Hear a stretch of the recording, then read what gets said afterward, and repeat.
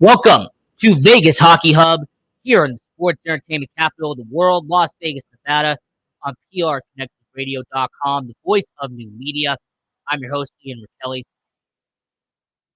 The Vegas Golden Knights have had a fantastic 2022-2023 season. Vegas Golden Knights have had a lot right happen in year 6 of Vegas' campaign.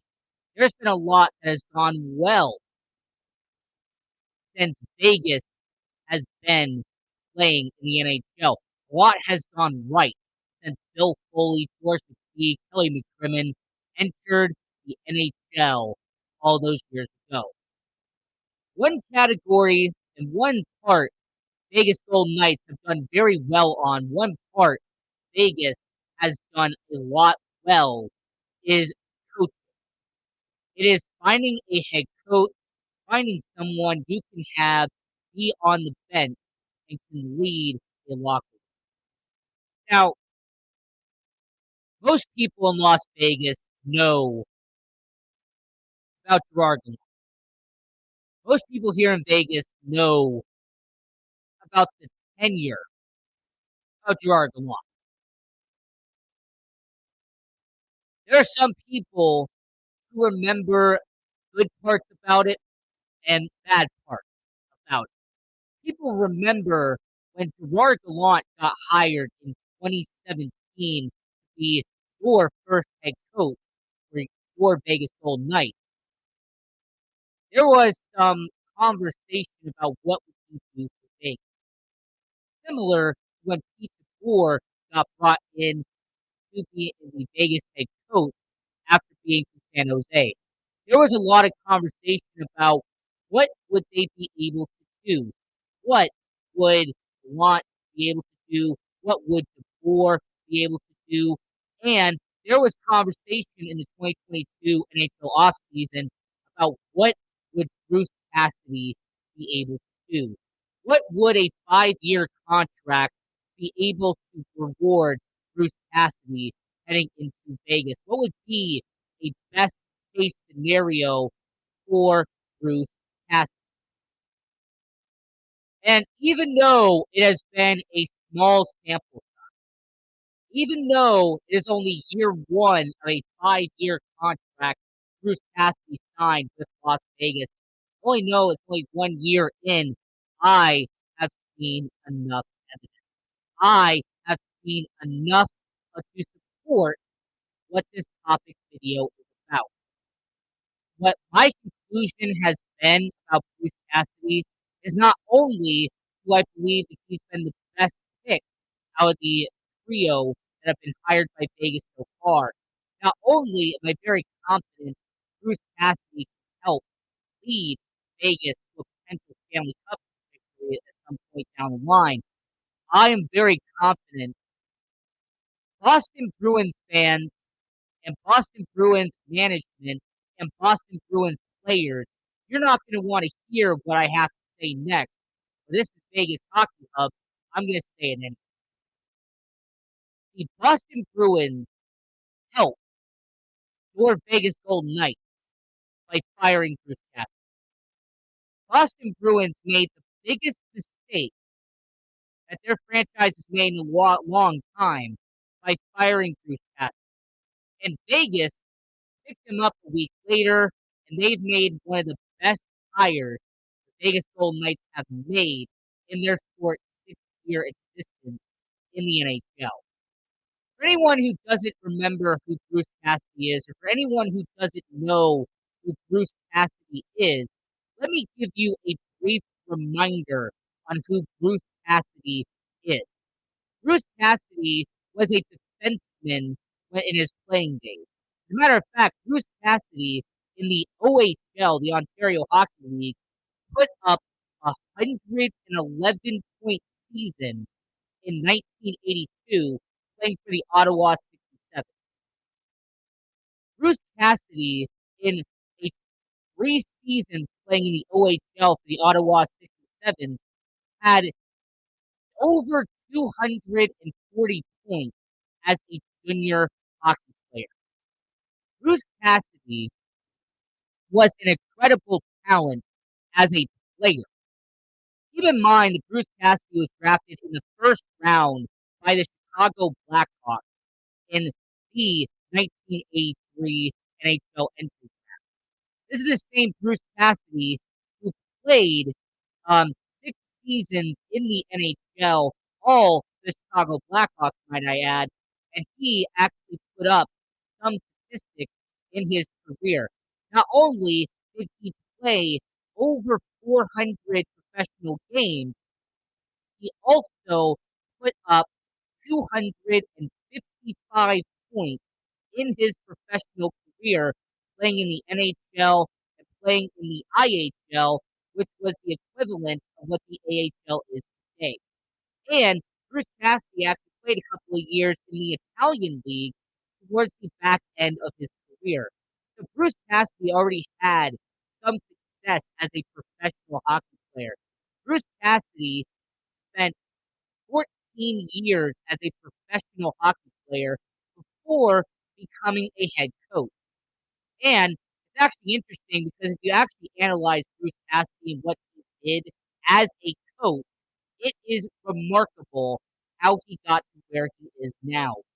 So he actually got his career started as a head coach in the ECHL for the Jacksonville Lizards. The Jacksonville Lizard Kings are in the Double A system of professional hockey. So for anyone who doesn't get the reference, NHL is Major League Hockey, AHL is Triple A hockey, ECHL is Double A hockey. So he was a head coach for 2 seasons in Jacksonville before getting a promotion to the IHL, to the International Hockey League, being the head coach of the Indianapolis Ice. He was there for a little bit. He goes over to the Grand Rapids Griffins and actually was their coach for 2 years, won the division back-to-back years, and he actually ended up having a good amount of success being a head coach for Grand Rapids. So, with him having that success of back-to-back division titles in the AHL, he gets his first ever deal being a head coach in the NHL. As a matter of fact, he ends up being the head coach of the Washington Capitals. I want to put this a little brief disclaimer out here. When Bruce Cassidy was hired as the Washington Capitals head coach, the general manager at that time was a young George McPhee. So a young George McPhee hires Bruce Cassidy to be his head coach for 2 seasons in Washington. His most standout thing, by the way, from that, he actually finished second in the division and was actually in the playoffs where they lost the first round to Tampa Bay. So Bruce Cassidy, after 2 seasons, he has a record of 47, 56, and 7, because yes, there were ties back then. He gets fired and he gets demoted back down to the AHL. So he ends up going there for a while. He ends up being a scout. He ends up being a assistant coach for the Chicago Blackhawks team he played for, and then he ends up being a hired once again, but this time to be a coach in the Junior Hockey League. As a matter of fact, he actually gets hired by Kingston, who was a team in the OHL, a league he ended up playing in his early career. So, for 3 seasons, he is the head coach of the OHL. He plays for Kingston.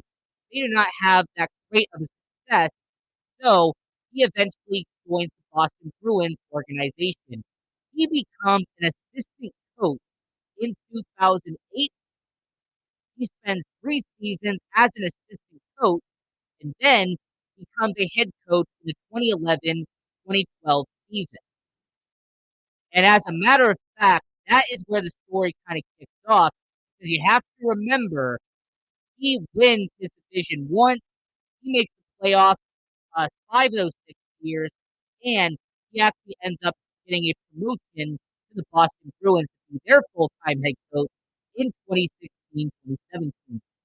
And I'm gonna point out, Boston Bruins fans, he was reliable, he was dependable, and when I read out what his, win-loss record was with the Boston Bruins, it should really be alarming on why he got fired in the first.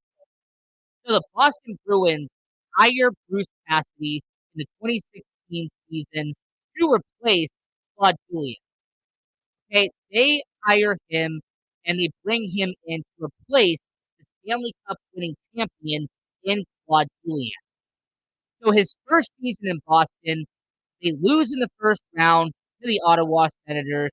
However, he had a win-loss record of 18-9 that season, and they finished third in the Atlantic. The next season, 2017, they have a record of 50-32, second in the division, and they lose in the second round this time to Tampa Bay. Third season in Boston, 2018-2019, they go 49-33, finish second in the Atlantic, but go all the way to the Stanley Cup Finals. They beat up on all the competition in front of them in the Eastern Conference and lose in the Stanley Cup Finals that year to the St. Louis Blues in his third season in Boston. So far, Bruce Cassidy went from being in the first round loss to being in a second round loss to being in a third round loss. I mean, Bruce Cassidy pretty much moved up every single year he was in Boston. But no, let's keep going. Year four, being the head coach of Boston, 2019, they go 44-26, have the best record in the Atlantic, win a division, and lose to the Tampa Bay Lightning when they went on to win the Stanley Cup that year. In the shortened, pandemic shortened 2020 season, they went 33-23 and lost in the second round to New York Islanders. And then his sixth and final season coaching the Boston Bruins, they went 51-31. For anybody who had been paying attention, he had the most wins in the regular season with the Boston Bruins at 51-31 that season. He actually won more games that year than he did in the 2017 and 2018 campaign when they actually made it far in the Stanley Cup playoffs. But what ended up happening that season is that they lost in the first round to the Carolina Hurricanes. And because Bruce Cassidy lost in the first round to Carolina, Boston fired Bruce Cassidy. Even though he had a 107-point season, even though Bruce Cassidy ended up having a better record than any of his 5 seasons before it, because he lost in the first round, he got fired by Boston. And, for somebody who won the Jack Adams Award in 2019, for someone who helped lead the Boston Bruins to a President's Trophy in 2019, to me, it always felt like it was a bit odd that Bruce Cassidy gets fired by the Boston Bruins despite having the best regular season performance by the Boston Bruins in terms of wins up to that point. And I foreshadowed this earlier, but Bruce Cassidy's win-loss record with the Boston Bruins, in his 6 seasons being the head coach in Boston, Bruce Cassidy went 245 wins to 154 losses. For anyone who can do simple mathematics, that is an insane win-loss record. 245 wins to 154 losses in his 6 seasons coaching the Boston Bruins. And since I'm actually someone who can do it, his win-loss record with Boston, if you actually wrote it out, he had a 61.4% winning percentage as a head coach in Boston. So the Boston Bruins, after 6 seasons being the head coach in Boston, after being part of the Boston Bruins organization 14 years in the AHL and NHL, they fire Bruce Cassidy, and he ends up going to the Vegas Golden Knights. Now, I really want to point out that Bruce Cassidy has a certain mentality. Bruce Cassidy has a certain philosophy when it comes to hockey. When it comes to how Bruce Cassidy plays the game and how he uses his team, you have to remember what position Bruce Cassidy played in his career.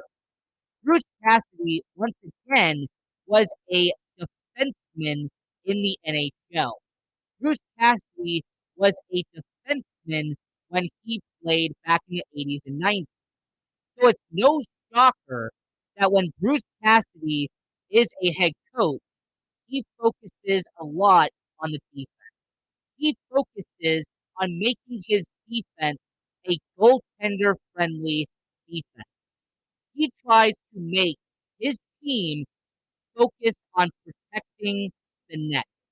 They focus on bringing enough people to surround your goalie and take pressure off the guy in net. Anyone who's been watching the Vegas Golden Knights in year 6, or anyone who's been watching Vegas Golden Knights during their first season playing under Bruce Cassidy, it is clear and obvious he brought over that coaching style from Boston.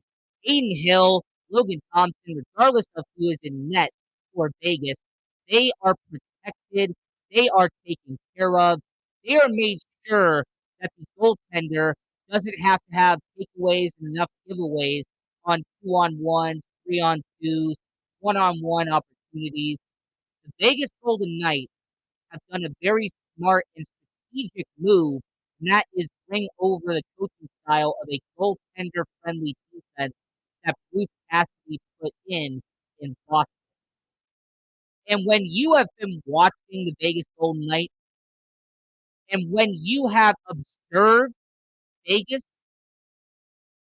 Chase Theodore leads the entire NHL in plus minus as we speak. Year 6 of, of the Vegas Golden Knights, 2022 season for your Vegas Golden Knights, Chase Theodore once was a liability on defense. That was one of his biggest weaknesses, was the fact that he wouldn't lay back. That he would try to march up, he would try to run up, and he would try to score goals. Well, now the Shea Theodore playing in a Bruce Cassidy coaching style. Now the Shea Theodore is playing in a system built by Bruce Cassidy. Shea Theodore having arguably his best season of his career as a Vegas Golden Knight. There's a reason why Alex Petrangelo is currently on pace to have an 82-point season for your Vegas Golden Knights. Understand the majority of the defensemen for your Vegas Golden Knights have a positive plus minus under Bruce Cassidy. I think Zach Whitecloud, and I think maybe Brett, Ben Hutton. Those are the only two people right now who are in the negative column in the plus minus for Vegas. Everyone else is in the positive on defense for your Vegas Golden Knights. As we are talking about how the Boston Bruins helped your Vegas Golden Knights by firing Bruce Cassidy here on Vegas Hockey Hub, I just wanted to very quickly mention how Bruce Cassidy and his goaltender-friendly coaching style, he has done a lot when it comes to being with Vegas. I also understand there is one style that Bruce Cassidy has that some people like and some people don't.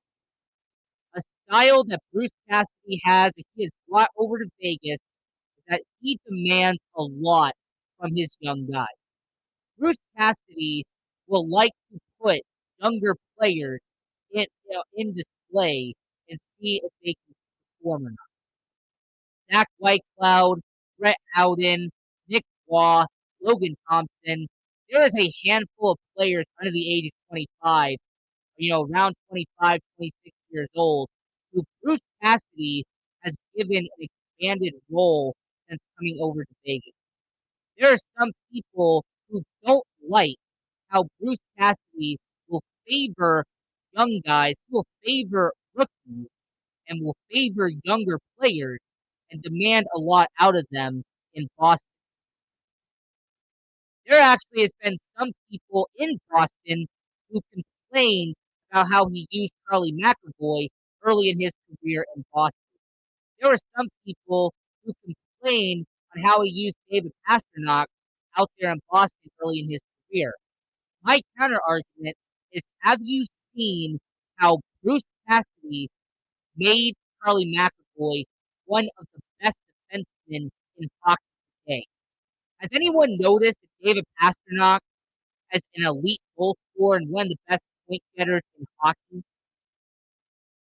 Maybe Bruce Cassidy actually knows what he's doing when he has these young guys, these rookie, sophomore, players under 25, and he relies on them and puts pressure on them to perform for Bruce Cassidy.